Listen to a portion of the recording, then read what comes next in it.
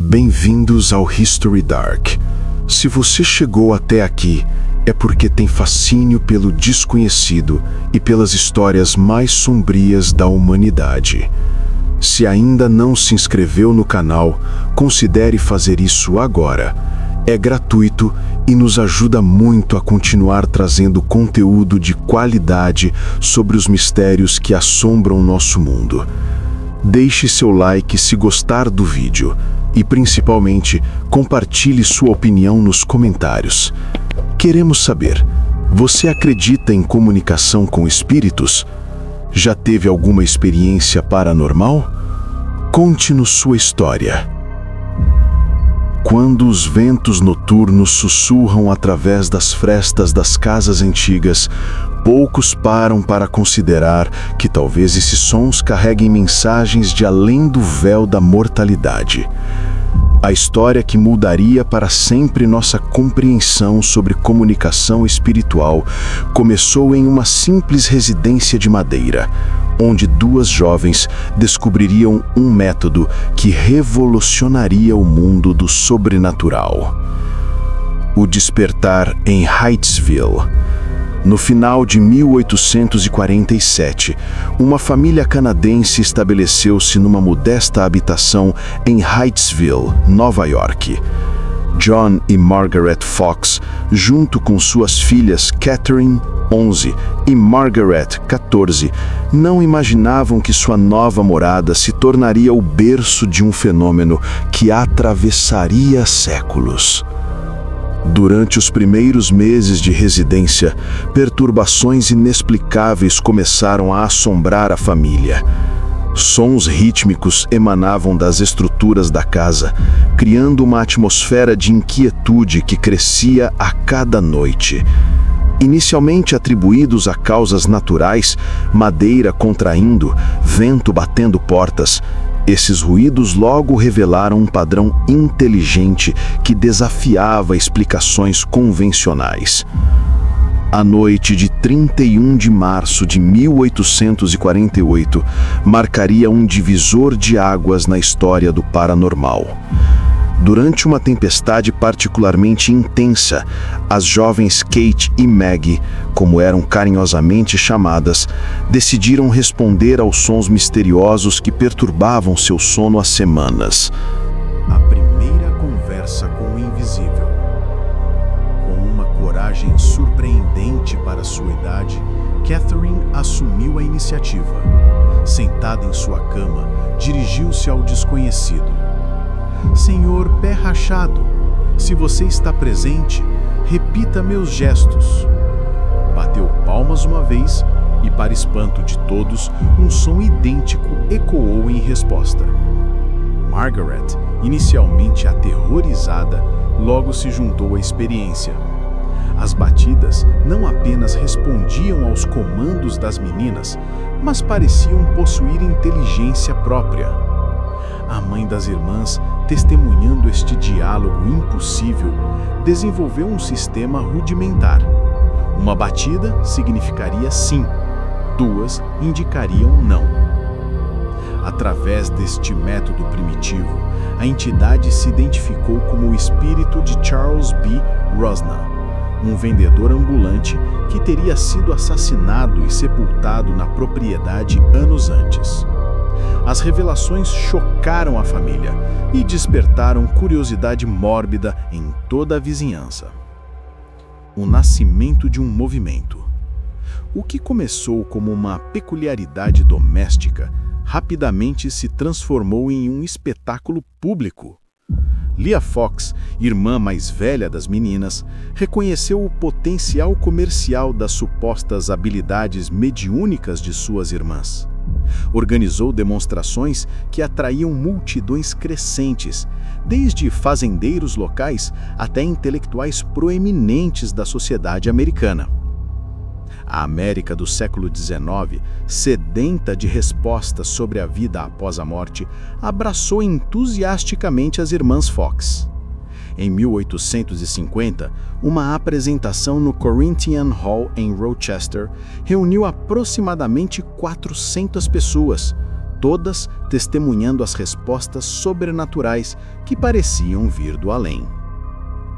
Allan Kardec posteriormente classificaria esse fenômeno como tiptologia, um método de comunicação mediúnica através de batidas rítmicas, estabelecendo as bases teóricas do que se tornaria o espiritismo moderno. A ascensão e as sombras da dúvida.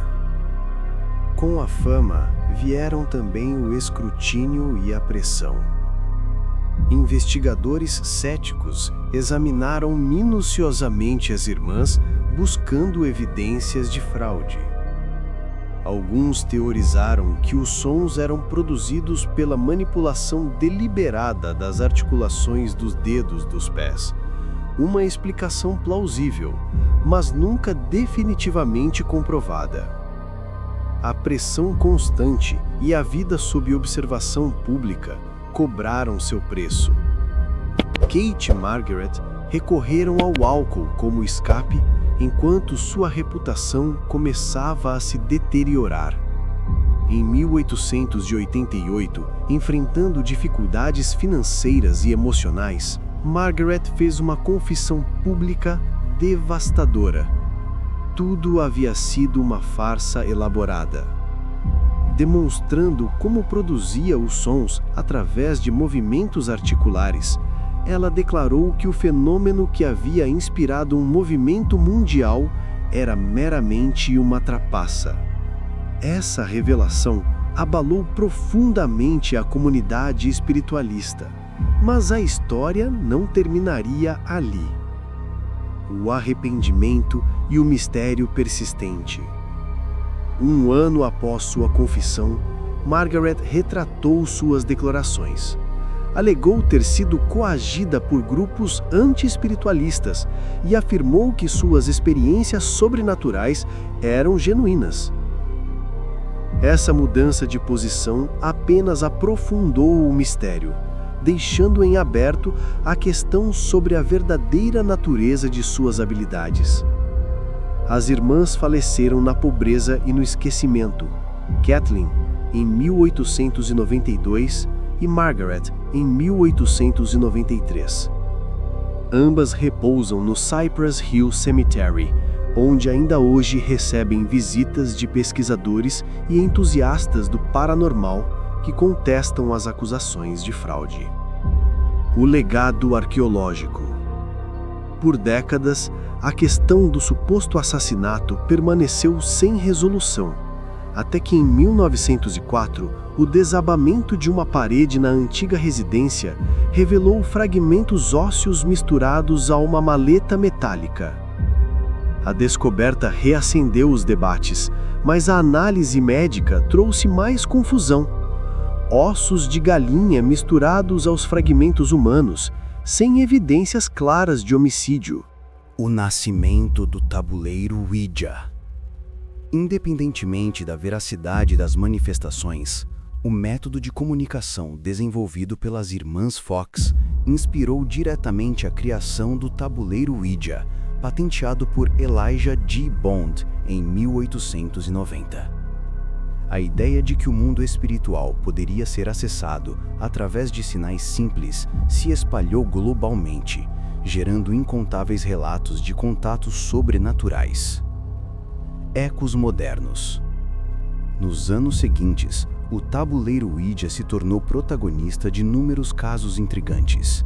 Pearl Curran canalizou supostamente uma entidade medieval que produziu milhões de palavras em obras literárias sofisticadas. O caso de Roland Doe, em 1949, inspirou O Exorcista. Jane Roberts estabeleceu contato com Set, influenciando o movimento New Age. Até mesmo músicos como Jimmy Page, do Led Zeppelin, alegaram receber inspiração através do tabuleiro. Em 2018, Rochester finalmente erguia um memorial em homenagem às irmãs Fox. Durante a cerimônia de inauguração, testemunhas relataram batidas inexplicáveis vindas do interior do obelisco. Um eco apropriado dos sons que, 170 anos antes, haviam dado início a uma revolução espiritual que ainda ressoa pelo mundo. A casa original em Hydesville foi preservada até 1955, quando um misterioso incêndio a destruiu completamente. Um final enigmático para o cenário de uma das histórias mais intrigantes do sobrenatural. A verdade sobre as irmãs Fox permanece envolta em mistério. Foram pioneiras genuínas da comunicação espiritual ou mestras da ilusão? Talvez a resposta importe menos que o legado duradouro. A ideia de que a barreira entre os mundos dos vivos e dos mortos pode ser mais permeável do que imaginamos. E quando você ouvir batidas sutis nas paredes de sua casa numa noite qualquer, lembre-se, pode ser apenas o vento, ou talvez alguém do outro lado tentando estabelecer contato. Obrigado por ficar até o final, siga o canal para mais relatos como esse e estaremos juntos na próxima.